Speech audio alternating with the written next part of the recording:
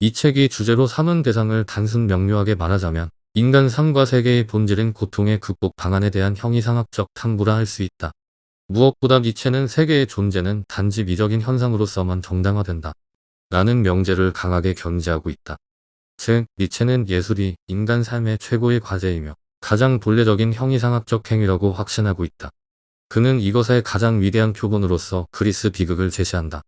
그리고 이러한 인식하에서 니체의 논리적 탐구는 그리스 비극을 몰락과 함께 등장한 소극적 영세주의의 원천이자 근본인 학문적 탐구의 행위를 비판하고 배척하며 그것의 대체물로서 적극적인 영세주의를 고양시키는 예술적 인식의 행위를 들며 그것의 부흥을 예측하는 것으로 끝맺는다.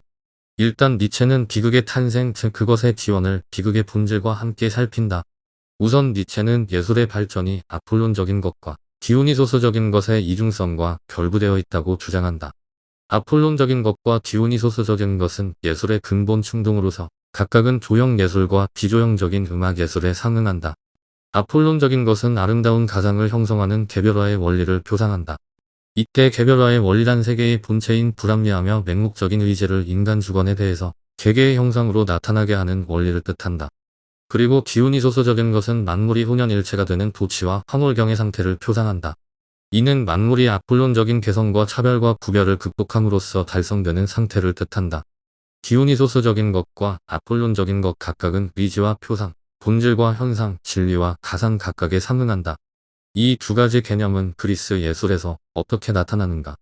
니체에 따르면 디오니소스적인 것과 아폴론적인 것은 항상 새롭게 잇따라 탄생하면서 서로를 고양시켜 가면서 그리스 본질을 지배해왔다고 주장한다.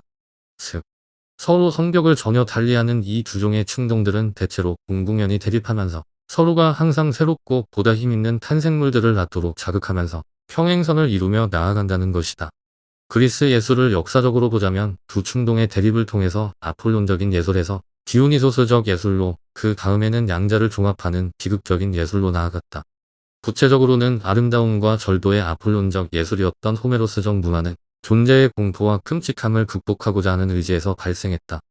헌데 이것의 외부인들의 음악과 축제를 통해서 고뇌와 인식의 디오니소스적인 물결이 불어닥쳤고 디오니소스적인 문화가 위세를 떨치기 시작했다. 그런 후에 이러한 디오니소스적인 것에 대항하여 위풍당당하고 거부하는 아폴론의 태도를 영원히 표현하는 도리스 문화로 호메로스적 문화가 변모하였다. 하지만 도리스 문화에서의 아폴론적인 것은 다시 디오니소스적인 힘에 전복되고 구양되고 새로이 태어났다.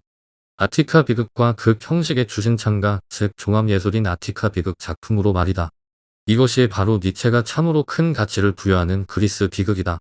니체는 그리스인들의 주예술신 디오니소스와 아폴론의 시선을 두고 이 두 신에게서 가장 깊은 본질과 최고의 목표에 있어서 서로 다른 두 예술세계의 대표자들을 본다. 아폴론은 개별화의 원리를 찬란하게 변용하는 정령이다.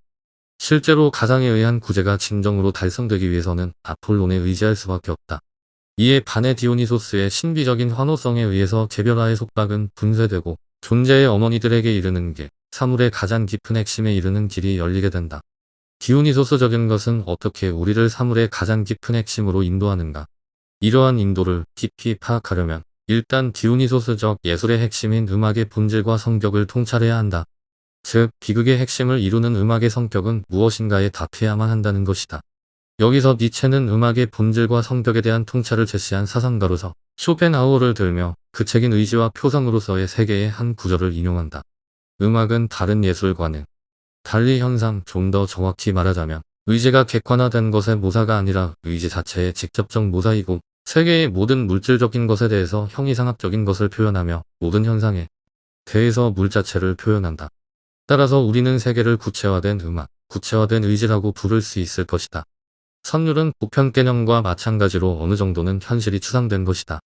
현실, 즉 개개의 사물들의 세계는 직관될 수 있는 것, 특수하고 개별적인 것, 개별적인 경우들을 보편적인 개념뿐 아니라 보편적인 선율에도 제공해준다.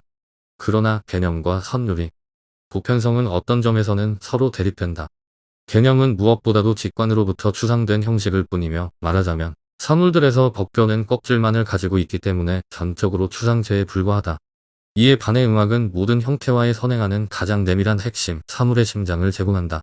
그렇다면 그 자체로서는 분리되어 있는 아폴론적인 것과 디오니소스적인 것이라는 이 예술적 힘들이 서로 나란히 활동하게 되면 어떠한 미적 효과가 나타나는 것인가? 좀 더 간단하게 묻는다면 디오니소스적인 음악은 아폴론적인 형상과 개념에 대해서 어떤 관계를 갖는가? 이처럼 음악은 형상과 개념의 거울에 어떠한 것으로서 나타나는가? 라는 니체의 질문은 음악은 의지로서 나타난다. 는 답으로 이어진다. 이때 의지는 미학적이고 순수하게 관조적이며 욕구 없는 지분과는 반대의 것을 의미한다. 음악은 의지로서 현상한다. 이상의 논의 전체가 의미하는 바는 음악 자체는 자신의 완전한 무제약성 때문에 형상이나 개념을 필요로 하지 않는다는 사실이다. 아니, 음악의 세계 상징법은 바로 그 때문에 언어로는 도저히 충분히 설명될 수 없다. 이는 음악은 근원적 일자의 심장부에 존재하는 근원적 모순, 근원적 고통에 상징적으로 관계하고 있으며 따라서 모든 현상들 위에 있고 모든 현상들 앞에 있는 어떤 영역을 상징하고 있기 때문이다. 음악과 비교하면 모든 현상은 단지 비유에 지나지 않는다. 따라서 현상들의 기관이자 상징으로서의 언어란 절대로 음악의 가장 깊은 내면을 외부로 드러낼 수 없다. 즉 음악은 모든 다른 예술처럼 현상에 대한 모사가 아니라 의지 자체의 직접적인 모사이며 따라서 세계의 모든 물질적인 것에 대해서 형이상학적인 것, 모든 현상들에 대해서 물 자체를 표현한다. 니체는 이를 모든 미학 가운데에서도 가장 중요한 인식이요. 미학을 보다 진지한 의미에서 해석한다면 이러한 인식에서 비로소 미학은 시작된다고 할 수 있다고 한다. 이러한 논의 후에 니체는 비극에서 음악을 담당했던 합창단의 이야기를 꺼내며 비극 합창단인 사티루스 합창단이 그리스 비극의 기원이자 본질이라고 단호하게 주장한다. 비극은 근원적으로 합창이라고 말이다. 그리고 그는 그리스 비극을 아폴론적 형상세계 속에 항상 새롭게 거듭해서 자신을 방출하는 디오니소스적 합창으로 이해해야만 한다고 주장한다. 결국 디오니소스적 예술은 아폴론적 예술에 보통 두 가지 작용을 한다. 첫째로 음악은 디오니소스적 보편성을 비유의 형식으로 간주하게 하며 둘째로 음악은 비유적인 형상이 최고의 의미를 가지고 나타나게 한다. 깊이 생각해보면 그 자체로 이해될 수 있는 이러한 사실들로부터 음악의 능력은 신화, 즉 가장 유의미한 신뢰, 다름 아닌 비극적 신화를 낳는 데 있다는 사실이 밝혀진다. 즉 음악은 디오니소스적 인식에 대해서 비유의 형식으로 이야기하는 신화를 낳는 것이다. 니체에 따르면 디오니소스적 예술은 우리에게 삶의 영원한 즐거움을 확신시키려고 한다. 우리는 단지 이러한 즐거움을 현상 속에서가 아니라 현상의 배후에서 구해야 한다. 우리는 생성하는 모든 것이 고통스러운 물약을 각오해야만 한다는 사실을 인색해야만 한다. 우리는 개별적 실존의 끔찍함을 들여다보도록 강제되지만 그렇다고 해서 겁을 먹고 마비되어서는 안 된다. 형이상학적 위로가 일시적으로 우리를 무상한 세상살이로부터 구출해 주기 때문이다. 우리는 실제로 짧은 순간 동안 근원적 존재 자체가 되어서 그것에 제어하기 어려운 생존욕과 생존의 희열을 느낀다. 삶속으로 서로 부딪히면서 몰려드는 무수한 생존 형식들의 과잉과 세계의지에 넘쳐나는 생산성에 접하게 될 때 우리에게는 이제 현상들의 투쟁, 고통, 파멸은 필연적인 것처럼 여겨진다. 우리는 이러한 고통들의 난폭한 가시에 찔리게 된다.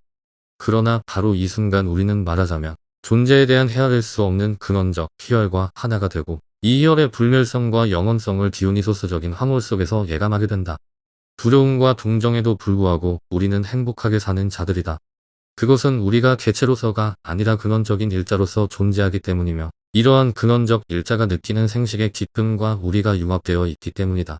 이것이 바로 비극의 월등한 가치를 증명하는 효과인 것이다.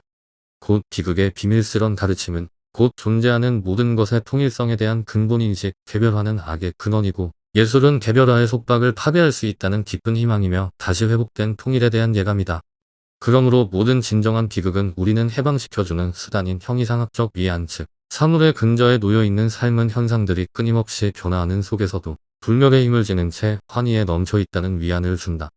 니체는 극히 섬세하고 극히 강렬하게 고통을 느낄 수 있었던 심원한 그리스인들은 이러한 비극 합창단으로 스스로를 위로했으며 이러한 예술은 그리스인들을 실로 구원했으며 또한 그러한 예술을 통해서 생이 자신을 구원했다고 주장한다. 그런 후에 그는 예술만이 삶의 공포나 부조리에 대한 구토를 일으키는 생각을 인간에게 사는 보람을 주는 여러 가지 표상으로 변화시킬 수 있다며 비극의 가치를 갈파한다.